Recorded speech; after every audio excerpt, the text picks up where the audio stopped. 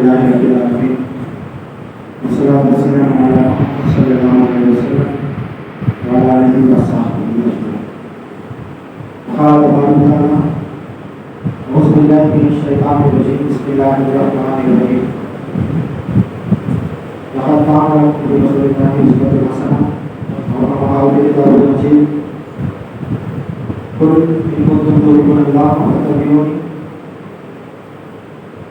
يحببكم الله ويغفر لكم ذنوبكم والله غفور رحيم. وكما قال الكتاب المجيد: يا أيها المدثر فانذر وكبر وثيابك فطهر. صدق الله العظيم. رب اشرح لي صدري ويسر لي أمري واحلل عقدة من لساني يفقهوا قولي. رب زدني علما. آمين يا رب العالمين.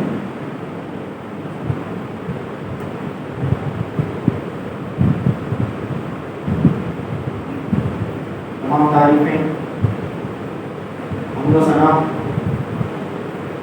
رب کائنات کے لیے ہی ہے، اس نے آپ اور مجھے امت محمدیہ میں پیدا کیا. اور السلام تمام انبیاءوں پر، بالخصوص نبی عربی آخر الزمان محمد مصطفیٰ صلی اللہ علیہ وسلم پر، ان کی آل، ان کی اولاد، اصحاب، تابعین، تبع تابعین اور تمام دینی تحریکوں اور تنظیموں پر جن کی محنتوں کے نتیجے میں دین اسلام دنیا کے دوسرے تک پہنچا ہے اور انشاءاللہ پہنچ رہا ہے. معزز حاضرین، امام اس خطبے کے موقع پہ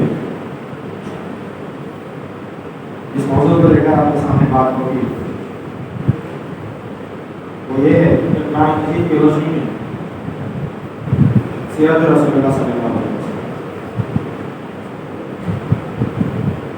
ایک ایسی دلچسپ موضوع ہے کہ ہم میں سے کثیر تعداد امت مسلمہ میں نبی اکرم صلی اللہ علیہ وسلم کرتی، انہیں جاننے کی کوشش کرتی، ان کی حیات طیبہ کا جشن منانے کی کوشش کرتی ہے. لیکن افسوس کی بات یہ ہے کہ ہم ان کو قرآن مجید کی روشنی میں سمجھنے کی کوشش نہیں کرتے. تاریخ دنیا میں بہت سارے انسانوں کی لکھی گئی اور لکھی جاتی رہے گی، لیکن شاید محمد رسول اللہ صلی اللہ علیہ وسلم ایک ہی ایسے فرد، ایک ہی ایسے انسان جن کی تاریخ الہامی ہدایتوں کی روشنی میں سمجھی جا سکتی. کسی بھی انسان کی تاریخ اس کی انسانی وجود کا ہی عکس ہوتا ہے. The reflection of his human pattern. اس کی انسانی وجود کا ہی عکس جو ہوتا ہے اس کی تاریخ لکھی جاتی ہے. لیکن نبی کریم صلی اللہ علیہ وسلم کی ذات ایسی ہے کہ ان کی تاریخ کو سمجھنے کے لیے الہامی ہدایت کو سمجھنا شرط ہے، ضروری نہیں، شرط ہے، کنڈیشن. آپ قرآن مجید کو محمد صلی اللہ علیہ وسلم سے اگر الگ کرتے ہیں تو محمد بن عبداللہ بن جاتے ہیں.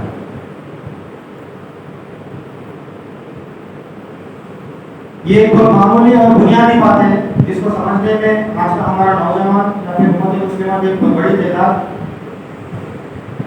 ایک حد تک ناکام.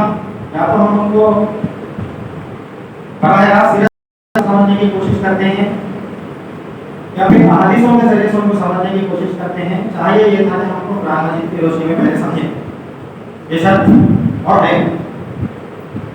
اس کے فوائد بے شمار فوائد. فوائد کیسے ہیں؟ انفرادی سطح پہ، اجتماعی سطح پہ، ملی سطح پہ، معاشری سطح پہ، اقتصادی سطح پہ. اس کے فوائد قرآن مجید کی روشنی میں نبی کریم صلی اللہ علیہ وسلم کو سمجھنے کے فوائد. کیسے؟ اللہ تعالیٰ نے فرمایا آپ کے لیے نبی کریم صلی اللہ علیہ وسلم کی ذات میں اسوا. امت مسلمہ نے ذات کا ترجمہ پڑھ لیا اور اس میں کثیر تعداد آپ صلی اللہ علیہ وسلم کے ظاہر کو اپنا، ان کا جو ظاہر ہمیں نظر آتا ہے اس کو اس کو بنا کے اپنا لیا. اس سے کوئی شکایت نہیں शेक्सपियर ने एक मौके पे कहा था, नकल करना किसी की इज़हार मोहब्बत का बेहतरीन तरीका, बेहतरीन इज़हार, लेकिन मुकम्मल मोहब्बत को नहीं। नबी करीम सल्लल्लाहु अलैहि वसल्लम के उसमें को जब आप में अपनाना चाहते हैं तो पहले अपने कुर्बानी को अपनाना। हमने क्या किया है, या फिर हमने से अक्सर लोग ये किए हैं कि हमने उनके ज़ाहिर को अपना लिया। जो तसव्वुर हम नबी करीम सल्लल्लाहु अलैहि वसल्लम का करते हैं, उनके जो ज़ाहिर का करते हैं, हमने उसको बखूबी अपनाया और अपनाने की तारीफ भी देते हैं। चाहिए ये था, वक्त की ज़रूरत ये थी कि हम उनको उसके को जब समझने की कोशिश करते हैं तो पहले उनकी कुर्बानी को हम पहले उनके जज्बे को हम पहले उनके लिए अल्लाह ताला ने जो मकासद दिए हैं कुरान मजीद में, उसको हमें समझने की जरूरत है। लेकिन हमने बहरहाल उनके ज़ाहिर को अपनाने की ज़्यादा कोशिश की। तो इस बात के बाद में आप और मैं भी ये बात को मान लेंगे कि हम पूरी तरीके से उसमें को नहीं अपनाएं, या फिर अपनाने की तरबियत और तालीम हमारे पास वो नहीं है। ये इतना ज़रूरी क्यों? ज़रूरी इसलिए है कि अल्लाह ताला कुरान मजीद में फिर फरमाते हैं, कुल इन कुंतुम तुहिब्बून अल्लाह, आपसे मुझसे फरमाया जा रहा है कि अगर आप और मैं चाहते हैं कि अल्लाह हमसे मोहब्बत करे, कौन नहीं चाहता भाई आप और हम अल्लाह हमसे मोहब्बत ना करे? ऐसा हो चाहता? आपकी और मेरी जिंदगी का मकसद ही है कि अल्लाह हमारे से राजी हो जाए, अल्लाह हमसे मोहब्बत करे। हमें से हर एक चाहता, तो अल्लाह भी वही कहता है, तुम इन कुंतुम तुहिब्बून अल्लाह, अगर चाहते हैं आप कि मैं आपसे मोहब्बत करूं, अल्लाह ताला कहता है फतबीउनी, इत्तिबा कीजिए, इसके रसूलुल्लाह सल्लल्लाहु अलैहि वसल्लम की इत्तिबा कीजिए। नतीजे में क्या मिलेगा? युहिब्बुकुमुल्लाह, अल्लाह कह रहा है मैं आपसे मोहब्बत करता हूं। मैंने अल्लाह भी मोहब्बत के लिए एक शर्त लगा, एक वो मोहब्बत है जो राज़िक की हैसियत में वो आपसे मुझसे करता है, खालिक की हैसियत में वो आपसे मुझसे करता है, खालिक की हैसियत में हम उसके मामूल हैं, राज़िक की हैसियत में वो हमको रिज़्क़ फराहम कर रहा है। लेकिन हकीकत में अल्लाह हमसे अगर राजी हो जाता है तो हमको मग़फ़िरत मिले, वो हमसे मोहब्बत करता है तो हमें जन्नत मिले, हम कामयाब हो जाएं। अल्लाह का रिज़्क़ परिंदों को भी मिलता है, अल्लाह को इनकार करने वालों को भी मिलता है, अल्लाह को चैलेंज करने वालों को भी मिलता है, वो उसके राज़िक की सिफत है। लेकिन अल्लाह की मोहब्बत किस लिए ज़रूरी है कि वो हमसे राजी हो जाए, आपकी और मेरी मग़फ़िरत हो जाए। अल्लाह वही फरमा रहा है, अगर तुम मेरे महबूब की इत्तिबा करोगे युहिब्बुकुमुल्लाह, नतीजे में अल्लाह ताला आपके और मेरे से मोहब्बत करेगा। और मोहब्बत कैसी होगी? वयग़फ़िर लकुम ज़ुनूबकुम वल्लाहु गफ़ूरुर रहीम, आपके और मेरी मग़फ़िरत हो जाएगी। अल्लाह कह रहा है मैं गफ़ूरुर रहीम, मैं आपको मग़फ़िरत देने वाला हूं। तो इत्तिबा चाहते हम किताब के पास होते हैं, इत्तिबा और किताब में फर्क भी आपको मुझे समझने की जरूरत है। किताब वो है जिसको आप और मैं समझते हैं टेक्निकल, उसको अमल करने की कोशिश करते हैं। उस किताब को जब आप और मैं बहुत गुना जज्बा उससे मिला देते, जुनून मिला देते, जैसा एक मर्तबा उमर रज़ियल्लाहु ताला अन्हु के पास अल्लाह के रसूल गए और ये कहने लगे कि पूरी दुनिया में अल्लाह और मुझसे जो शख्स ज़्यादा मोहब्बत करता है तो उसकी मग़फ़िरत हो जाएगी। तो उमर रज़ियल्लाहु ताला अन्हु कहते हैं उसके जवाब में, इस वक्त से अल्लाह के रसूल, अल्लाह और आप मेरे लिए दुनिया में सबसे ज़्यादा महबूब। वो इत्तिबा यानी एक पल भर में, एक सेकंड नहीं लगा उमर रज़ियल्लाहु ताला अन्हु ने अपने पूरे माइंडसेट को चेंज करने के लिए। उनके लिए भी उनकी औलाद अजीज हो गई, उनके लिए भी उनका घराना उनके अहल अजीज हो गए, लेकिन बस एक लम्हा भी नहीं गुजरा, उन्होंने कहा इस लम्हे के बाद कि आप मेरे लिए अजीज हैं। माइंडसेट का जो अलाइनमेंट होता है उसमें इत्तिबा यानी बगैर कोई फवाइद, बगैर कोई शर्त, बगैर कोई एनालिसिस, उसे इत्तिबा कहते हैं। अल्लाह ताला कहता है इसके नतीजे में मैं आपसे मोहब्बत करूंगा और आपके बुरा गुनाहों को माफ करूंगा। तो ये हमारी जरूरत है, अल्लाह हमें मोहब्बत करना है, ये अल्लाह की नहीं बल्कि हमारी जरूरत। तो शर्त इत्तिबा। फिर इसके बाद फिर हम समझे कैसे हैं? पांच आयतें अभी आपके सामने तिलावत की गई। नबी सल्लल्लाहु अलैहि वसल्लम के पहले अहकाम शायद उनका जो पहला नुज़ूल हुआ था कुरान मजीद सूरह इक़रा, इक़रा बिस्मिल्लाह इब्तिदाई 5 आयतों के नुज़ूल, उसमें कोई अहकाम नहीं। लेकिन नबी सल्लल्लाहु अलैहि वसल्लम में पहले जो अहकाम नाज़िल हुए इसमें मुदस्सिर क्या है? इसमें फरमाया जाता है या अय्युहल मुदस्सिर कुम फअंज़िर, मैं चादर पोश उठिए आप इंतजार कीजिए, पहला हुक्म। آخری نبی کا پہلا حکم آپ کو میرے پاس کیا اہمیت رکھتا ہے؟ ہم ایک دوسرے کا جواب نہیں دینا ہے سوال. آخری جو نبی، آخری جو رسول جن پہ آخری کتاب نازل ہوئی ہے، ان کے لیے جو پہلا پیغام وہ ہمارے لیے فرض ہے. کیا ہے پہلا حکم؟ چادر پوش کیجیے اور پھر لوگوں کو آگاہ کیجیے، لوگوں کو خبردار کیجیے. ہم دیکھیں نبی کریم صلی اللہ علیہ وسلم سے بہت ساری سنتیں عرض کی ہیں، اس میں عمل بھی کر رہے ہیں. اب مسئلہ یہ ہے، سوال یہ ہوتا ہے ان کے لیے جو اللہ تعالیٰ کی طرف سے پہلا حکم آیا ہے کہ امت مسلمہ کے کیریکٹر میں وہ ہے اجتماعی طور پہ، انفرادی طور پہ. کیا میں جب دعویٰ کرتا ہوں کہ میں عاشق رسول، میں ان کی بات کو اتباع کر رہا ہوں، تو کیا میرے دعوے میں حقیقت ہے؟ کیا میرے دعوے میں سچائی ہے کہ ان کے لیے اللہ رب العزت کی طرف سے جو پہلا حکم آیا ہے وہ میرے لیے بھی پہلا حکم، میری ذات کے لیے بھی پہلا حکم ہے، میری فلاح کے لیے بھی پہلا حکم ہے، میری رضا کے لیے بھی وہی پہلا حکم ہے؟ یہ بات آپ کو مجھے سمجھنے کی بہت زیادہ ضرورت ہے. ہم بھیجے گئے ہیں اس دنیا میں امت محمدیہ کی حیثیت میں کہ ہم لوگوں کو خبردار کر سکے اس دردناک عذاب سے. کسی کے دردناک عذاب سے اگر بچانا ہے تو اس کے متعلق ہمارے دل میں محبت ہے. اور یہ کام کرنے میں کہیں نہ کہیں ہم بہت پیچھے ہیں. ہم کسی سے بڑے شوق سے کہہ دیتے ہیں کہ بھائی میرے نبی کو ادھر بہت پسند، مجھ بہت پسند. ہم بڑے شوق سے کہہ دیتے ہیں اگر کوئی نوجوان یہاں پر کھڑ کر پانی پی رہا ہے، بھائی بیٹھ کر پانی پیو، سنت ہے. لیکن ہم اس نوجوان کے نہیں کہتے بھائی جو پہلا حکم ہے کہ لوگوں کو خبردار کرنا ہے اس کے مطابق تو اپنا کردار بنا، کیونکہ ہمیں لوگوں کو خبردار کرنا ہے. ہم بولنے پر لائق ہوں. میرے آقا سے جو پہلا حکم آیا تھا وہ حکم یہ ہے کہ ہم لوگوں کو خبردار کریں. ایسا میرا کریکٹر بنے، ایسا آپ کا کریکٹر بنے، ایسی تعلیم اور تربیت کا کوئی نصاب بنے. تو یہ پہلا حکم ہے. دوسرا جو حکم ہے نبی کریم صلی اللہ علیہ وسلم پر، اور رب کا وقف پہ اپنے رب کی کبریائی بیان کرو. کیسے بیان کی جائے گی کسی کی کبریائی؟ اذان میں جب اللہ اکبر کہا جاتا ہے کہ اللہ کی مکمل کبریائی بیان ہوگی. کیا نماز کے بعد جب ہم تسبیح پڑھتے ہیں اگر ہم اس میں اللہ اکبر کہتے ہیں تو کیا رب کی مکمل کبریائی بیان ہو گئی؟ جب تک اس زمین پر جھوٹے خدا ہے اللہ کی مکمل کبریائی بیان نہیں. 23 سالانہ جدوجہد کے واقعے نبی اکرم صلی اللہ علیہ وسلم نے کیا حاصل کیا؟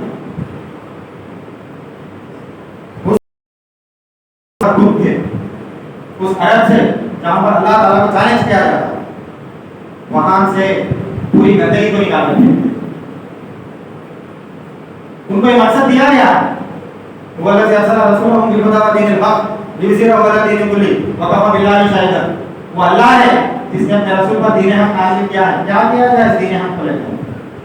کیا مقصد ہے اس دین حق کا یہاں پر نازل ہونا؟ اللہ تعالیٰ بتا رہا ہے وقفہ باللہ شاہدہ. میں کہہ رہا ہوں کہ تم لیوزیر و علی دین کلی اس کو تمام ادیان پر، تمام فلسفے پر، تمام مذہبوں پر، تمام نظریات پر اس دین اسلام کو غالب کر میرا رسول اور اس پہ میں گواہ رہا ہوں. یہ نبی اکرم صلی اللہ علیہ وسلم کو دیا گیا اور دوسرا مقصد. آج آپ پر میں بڑے کنوینئنٹ زون میں ہم شیطان کے بنائے ہوئے قانون، شیطان کے بنائے گئے ہوئے دستور جس میں نہ حقوق العباد ہے، جس میں نہ حقوق العباد کو جو امپلیمنٹ کیا جا سکتا ہے، آپ اور میں بڑے یقین کے ساتھ بڑے کنوینئنٹ اور ہمارا عاشق رسول کا دعویٰ بھی. یہ کیسے ہو سکتا ہے؟ جس پیغمبر پہ، جس رسول پہ، جس نبی پہ دوسرا حکم آتا کہا جا رہا ہے کہ اس کی انتہا یہ ہوگی، اللہ کی کبریائی کی انتہا یہ ہوگی کہ دنیا میں کسی بھی قسم کی بت پرستی نہیں ہوگی، کسی بھی قسم کا قانون ایسا نہیں ہوگا جو اللہ کے قانون کو چیلنج کرے گا. تو 23 سال یا ایھا المدثر جس سے کہا گیا ہے چادر پوش اٹھیے، انہوں نے ایک مرتبہ جب اٹھ گئے تو 23 سال تک اندر محنت کرتے رہے. آج تو شیطان اندر محنت کر رہا ہے، ہم بڑے جلدی تھک جاتے ہیں. آج وہ ریورس ہو گیا. آج محنت انتھک کر رہا ہے शैतान हिजबुल शयातीन कर रहे हैं और हुक्म रसूल के दावे करने वाले बड़े जल्दी थक जाते हैं। लेकिन ये जिम्मेदारी जो रिसालत के जरिए से आप पे और मेरे कांधे पे आई है, रिसालत तो खत्म हो गई है, लेकिन जिम्मेदारी है रिसालत उम्मत मोहम्मद यहाँ पर आज भी है ताकि क़यामत तक भी रहेगी। फिर एक बार हो रहा होगा, सिलसिला नबूवत और रिसालत खत्म हो चुका है, लेकिन जिम्मेदारी है रिसालत बाकी, तो आप क्यों मेरे कानों पे। और इस जिम्मेदारी के बारे में कुरान मजीद में अल्लाह ताला फरमाता है, तवज्जो हाज़ा कुरान अला जबल, अगर मैं इस कुरान को, इस दीन को, वो जो मैटर कुरान को, इस दीन को, वो जो मैटर सब्जेक्ट बनाने का नाज़िल हुआ है, अगर अला जबल में पहाड़ के अगर नाज़िल करता, अरे तो तुम देखते वो पहाड़ टुकड़े टुकड़े हो जाता। उस जिम्मेदारी के एहसास से जिम्मेदारी की वजह से आपके मेरे दिल टुकड़े टुकड़े नहीं हो रहे हैं, आपके मेरे कंधे टुकड़े टुकड़े नहीं हो रहे हैं, आपके मेरे जज्बात में कोई ज्यादा फर्क नजर नहीं आता। जो खुदा का इनकार करने वाला है, खुदा को मानने वाला है, दोनों के जज्बात में, दोनों के जुनून नहीं आता है। लेकिन मेरे और आपके आका का दूसरा जो हुक्म है, जिसे कहा जा रहा है कि दुनिया में तुम अल्लाह की बुराई, उसकी इंतहा ये है कि जमीन अल्लाह की है, बंदे अल्लाह के हैं, मखलूक अल्लाह की है। और मैं समझते हैं अगर किसी को हम नमाज को ले आए, अगर किसी से हम ज़कात देने करा दिए हैं, अगर हम खुद भी उस अमल में मुलव्विस हैं, हम समझते हैं आपके और मेरे मसले हो जाएगी। अगर आप और मैं समझते हैं कि जुम्मे के दिन मैं सूरह मुल्क पढ़ लिया, फिर दोपहर में सूरह काफ पढ़ लिया, शाम में कुछ और आया, दूसरी 4-5 मरतबा पढ़ लिया, उसके फज़ाइल के नतीजे में आपको मेरे जन्नत मिल जाएगी, तो हमें दोबारा एक मरतबा सिगरेट की तरफ। अगर इतना आसान होता जन्नत मिलना, तो नबी अकरम सल्लल्लाहु अलैहि वसल्लम के दंदाने सही नहीं। नबी अकरम सल्लल्लाहु अलैहि वसल्लम भूखे पेट पे पत्थर नहीं मारते, नबी अकरम सल्लल्लाहु अलैहि वसल्लम तैफ के मैदान में लहूलुहान नहीं होते। अगर इतना आसान हो, अपनी किबरियाई इस दुनिया में नाफिज करने के लिए अनथक मेहनत की जरूरत है। और आज जिम्मेदारी फिर उस नौजवानों पर, उनके आज का नौजवान इस मुल्क में, मैं ये कहता हूँ ये मुल्क नौजवान मुल्क, और इस मुल्क में जो आपकी मेरी आबादी 20% है, ये सबसे ज्यादा नौजवान, ये दुनिया का सबसे बड़ा रिसोर्स हमारे पास है। अगर ये रबीउल अव्वल के मौके, सीरत के मौके पे अगर हम नबी अकरम सल्लल्लाहु अलैहि वसल्लम को पहचान लेते हैं और उनके मकसद को जब हम हमारा मकसद बना लेते हैं जो कि फंसे हैं, तो इनकलाब आज भी बर्बाद हो सकता है। और तीसरी बात जो फरमाई जाती है कि पाकीज़गी इख्तियार करें। आज उम्मत मुस्लिमा किस चीज के लिए मशहूर है? पाकीज़गी के लिए। आज ये हम जरूर कह सकते हैं, अगर मेरा कोई मकान है किसी बस्ती में, तो मुसलमान ब्रदरिन से रख के हम गैर मुसलमान को देने के लिए ज़्यादा पसंद करते हैं। और बात हम ये कहते हैं, शायद यहाँ के नहीं है, दूसरे मकामात की मैं बात लेता हूँ, अपने लोगों से लोग ज़्यादा साफ रखते थे, घर में आधा रोके रहते बनाया, अपने वाले ज़्यादा साफ नहीं है। ये कोई मामूली बात नहीं है, कोई मामूली इंसान नहीं है जो हम खुद अपने आप पे लगा रहे हैं। बात को सादा सीधा नजर आती है, लेकिन नबी अकरम सल्लल्लाहु अलैहि वसल्लम को दिया गया हुआ तीसरा हुक्म है।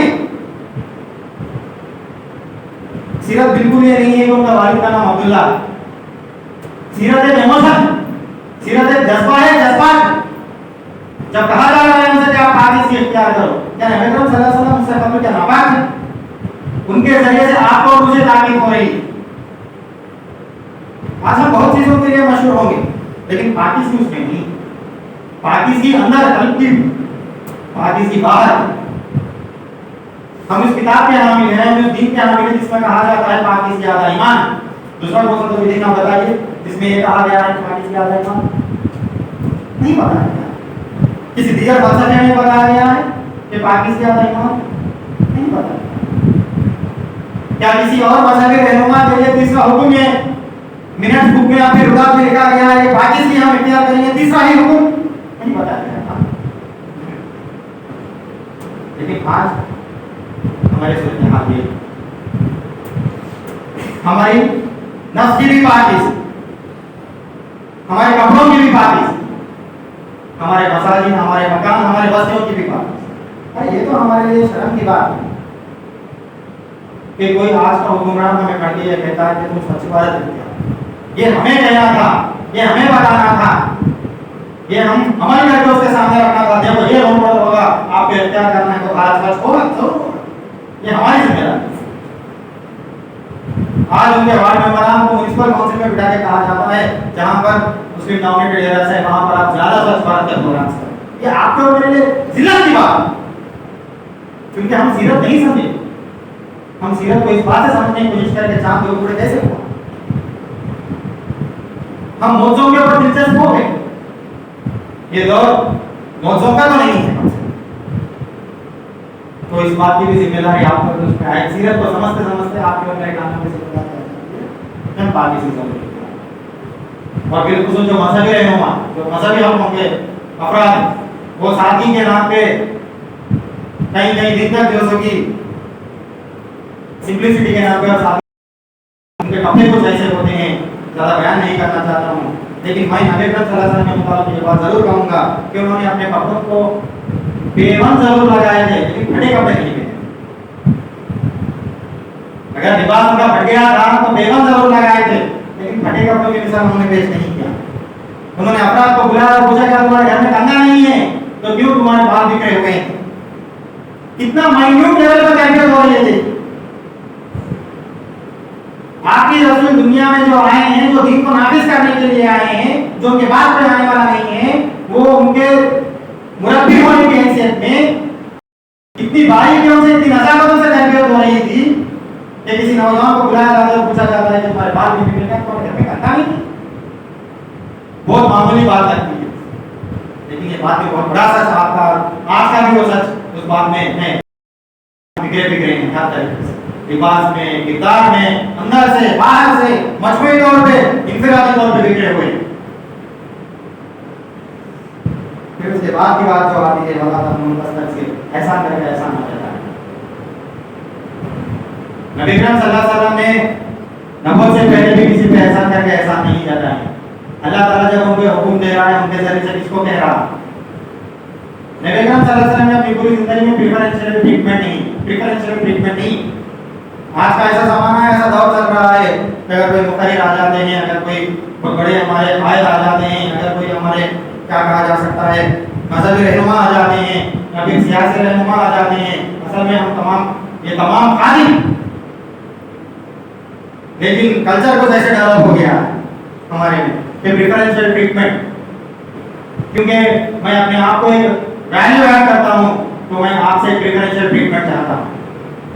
اللہ کا اس موقع میں بھی آپ کو مجھے یاد کرنے کی ضرورت ہے جب نبی اکرم صلی اللہ علیہ وسلم کے پاس جاتے لوگ شکایت کرتے ہیں یا رسول اللہ آپ نے تو کہا تھا کیسا کسرا کے کنگن ہمارے پیروں میں ہوں گے آپ ہمارے سے کندا پکڑ رہے ہیں دیکھیے دو بکرے میرے پیٹ پہ باندھے ہوئے. رسول اللہ صلی اللہ علیہ وسلم اپنا جب گریبان اٹھا کر بتاتے ہیں تو 3 پتھر ان کے پیٹ پہ باندھے ہوئے تھے. نو پریفرنشیل ٹریٹمنٹ. آپ کو ایک ایسا موقع بتائیے جب نبی اکرم صلی اللہ علیہ وسلم نے مال غنیمت میں اپنے لیے کچھ خاص چیز رکھی.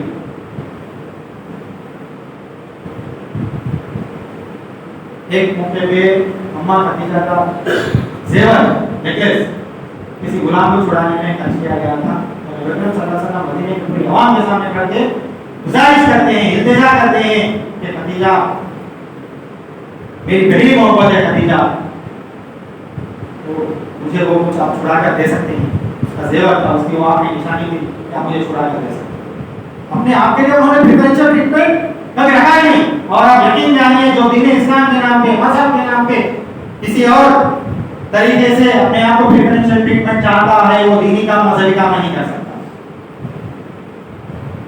محسنین انسانیت اور پھر تنقیات مولانا مولوی علیہ رحمہ انہوں نے لکھے ہیں.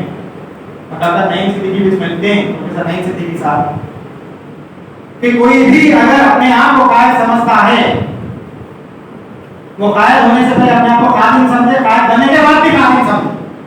اور آپ نے ایسے ہی سمجھا. قیادت کا مطلب بالکل نہیں ہے کہ رول کیا جائے اس کو خدمت کیا جائے. یہ پوری سیرت کی داستان آخری لمحے تک کیا پریفرنشیل ٹریٹمنٹ نہ ہو.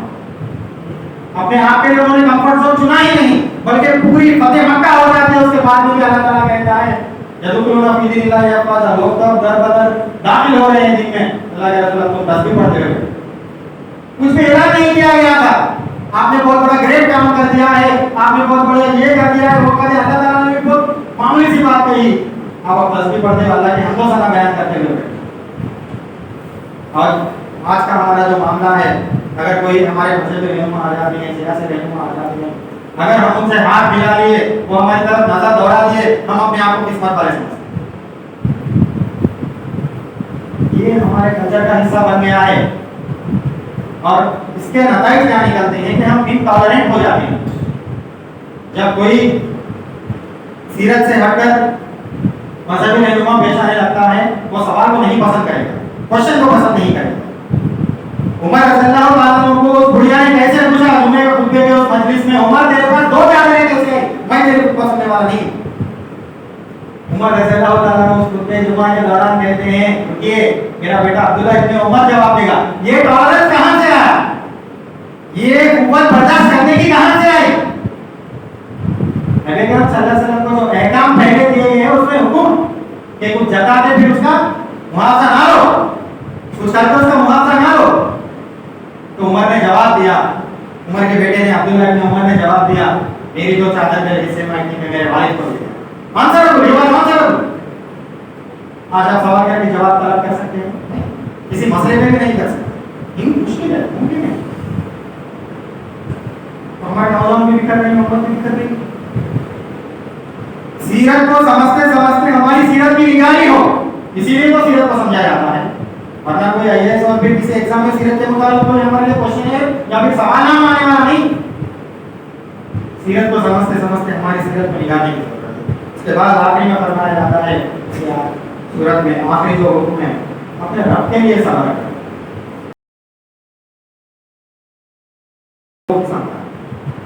ایک وہ جو عام دنیا میں جس کو پیشنس کہا جاتا ہے، اس کا موٹیویشن چھوٹا ہے۔ جو عام لغت میں، عام زبان میں جس کو صبر کہا جاتا ہے، قرآن میں جس صبر کا استعمال ہوتا ہے، دونوں کے ٹرمینالوجیز اصطلاحات مختلف۔ دنیا میں عام طور پہ صبر کا جو ڈیفینیشن دیا جاتا ہے، وہ بھی کا پیشنس، بالکل وہ بھی کا کہا جاتا ہے، وہ بھی کا بٹڑی ہوتی ہے، انگریزی میں پیشنس کہا جاتا ہے، بی پیشنٹ۔ وہ دنیا میں غرض کے لیے قرآن مجید میں جو صبر کا اصطلاح استعمال ہوتی ہے، یہاں پر بھی جو آیت میں کہا گیا ہے، اپنے رب کے خاطر صبر کرو۔ جب آپ دنیا داری کے فائدے کے خاطر صبر کرنے لگو گے، زیادہ صبر نہیں کر سکتے۔ دنیا کی عزت، دنیا کی مفاد، دنیا داری کے لیے آپ صبر کرنے لگو گے تو اپنی اولاد کو کرتے ہوئے نہیں دیکھ سکتے، اپنی اولاد کو قربان کرنے کے جدوجہد کے نہیں پھیر سکتے ہم۔ اس لیے آج ہمارے لیے دنیا داری زیادہ، دنیا داری کا فائدہ ہمارے لیے زیادہ عزیز۔ دنیا کی جو آزمائشیں ہیں، اس آزمائشوں سے بچنے کے لیے ہم اس لیے کوشش کرتے ہیں کیونکہ ہم کو صبر کا ڈیفینیشن تو اس کا ڈائمنشن تو نہیں سمجھے۔ اللہ اس کو صبر جمیل کہا جاتا ہے۔ یعنی طائف کے میدان میں جب جبرائیل آ گئے، کس کے حکم سے آئے تھے جبرائیل؟ اللہ کے حکم سے آئے تھے۔ آگے کیا کہتے ہیں جبرائیل؟ آپ کہہ دیجیے طائف کے جو لوگ ہیں ان کو 2 پہاڑوں کے بیچ میں لا کے روک دوں گا، ان پر سزا ہو جائے گی۔ اللہ کے رسول کا جواب کیا؟ نہیں، ان کے نیکسٹ جنریشن اسلام لے کر آئے۔ یہ کیسے ممکن ہے صبر؟ ان کے لیے جو حکم دیا گیا تھا اپنے رب کے خاطر صبر کر، اللہ کے رسول کا ایپیٹوم ہے۔ یہ ایک بہت بڑی مثال ہے کہ طائف کے میدان میں انہوں نے ان کو بخش کیا۔ کسی کو بخشنے کے لیے صبر کی ضرورت ہے۔ تو آج امت مسلمہ بہت سارے چیزوں کے لیے مشہور ہے، لیکن اپنے جذبہ انتقام کے لیے نہیں مشہور ہے، صبر کے لیے مشہور نہیں۔ آپ کے اور میرے پاس رول ماڈل کس کو بناتے ہیں؟ جس کے پاس انتقام کا جذبہ زیادہ ہے، وہ ہمارے پاس زیادہ ہے۔ آپ نبی کریم صلی اللہ علیہ وسلم کے ساتھ سے ہم کیسا کہہ سکتے ہیں؟ ان کے گھرانے پہ الزام لگایا گیا، ان پہ خود الزام لگایا گیا، ان کو کاہن کہا گیا، ان کو میجیشین کہا گیا، اور ان کو وہ لوگوں نے یہ بات کہی جو ان کے سر پہ قسمیں کھاتے تھے، جو ان کی بات پہ قسم کھاتے تھے، جو ان کی ذات پہ قسم کھاتے تھے۔ کوئی باہر والے آ کے ان کو بدنام نہیں کیے، یہ کوئی باہر والا کی کرتوت نہیں تھی۔ کچھ گھنٹوں پہلے تک ان کے سر پہ قسم کھانے کے لیے تیار تھے، ان کے لیے مر مٹنے کے لیے تیار تھے، جس میں ان کے دوست بھی ہوں گے، جس میں ان کے رشتہ دار بھی ہوں گے۔ کچھ گھنٹوں کے بعد جب انہوں نے کہا اللہ ایک ہے، اس کے بعد وہ پلٹ گئے اور ایسی ایسی باتیں، ایسے ایسے منصوبے، ایسا ایسا ان کو بھوکا، یہاں تک کہ ایک موقع پہ انہوں نے چمڑے کو پانی میں ابال کر اس کا پانی پی کے اپنی بھوک مٹائی۔ جب رب کے خاطر آپ اور میں ایسا صبر کر سکتے ہیں تو بھی کر سکتے ہیں. جماعت کے خاطر یا پھر کسی میرے امیر کے خاطر یا میرے بزرگ کے خاطر اس کا موٹیویشن کب ہوگا؟ جب تک امیر خوش ہوگا تو کریں گے. امیر جس دن ناخوش ہو جائے گا صبر نہیں کر سکتے. جب تک والد خوش ہوگا تو صبر کر سکیں گے. جس دن والد ناخوش ہوگا تو صبر نہیں کر سکتے. جب تک ہمارے دکان کا جو مالک ہے جس میں ہم کام کرتے ہیں وہ صبر کر سکے گا، موٹیویٹڈ کام کریں گے. جس دن وہ صبر نہیں کام نہیں کر سکے. تو اللہ تعالیٰ کہہ رہا ہے نبی صلی اللہ علیہ وسلم سے میرا خاطر صبر ہے. جب آپ کے اندر ایمان میں یہ بات آ جاتی ہے میں یہاں پر جو صبر کر رہا ہوں اس کا اجر مجھے وہاں ملے گا، تو دنیا آپ کو مجھے دھکا نہیں دے سکتی. دنیا آپ کو مجھے بزدل نہیں بنا سکتی. دنیا آپ کو مجھے کمزور نہیں بنا سکتی. یہ سیرت کے پہلو، یہ سیرت کے پہلو ہے جو آپ کے اور میرے لیے آج کے وقت میں زیادہ ضرورت ہے، انفرادی اور اجتماعی طور پر. اس کے علاوہ آپ اپنی سیرت یہ سمجھ رہے ہیں کہ والدہ کا نام فلاں ہے، وہ فلاں مکے میں پھر مکے سے ہجرت کر کے وہاں گئے تو اس کی تاریخ 3 تاریخ آپ میں یاد کر لیے. آپ اور یہ سمجھ رہے ہیں کہ یہ سیرت ہے. تو عزیز دوستوں معذرت کے ساتھ کہہ رہا ہوں کہ قرآن جب قرآن مجید میں کہا جاتا ہے کہ ہمارا کتاب انزل اور لیکن تو جنا سمجھ سکتے ہیں نبی کریم صلی اللہ علیہ وسلم لوگوں کا اندھیرے سے نکال کر روشنی کو لے آؤ، روشنی کی طرف لے آؤ، نور کی طرف لے آؤ. وہ ذمہ داری کو آپ کو مجھے پیشہ وہ تربیت ہمیں ذاتی طور پہ بھی کرنا ہے، ہمارے ذریعے سے بھی لوگوں کی تربیت ہو بلکہ پوری انسانی تربیت. تو وہ جذبہ وہ مقصد جب ہم آنکھوں میں سمجھ سکتے ہیں انشاءاللہ آنکھوں میں بالکل جشن سیرت حقیقت میں کر سکتے ہیں. اللہ میں دعا کے دعا سے اپنی بات کو ختم کرتا ہوں. اس کو سمجھایا جاتا ہے یا رب دل مسلمان کا ایسی زندہ تمنا دے اور اس کے خلق کو کرنا ہو.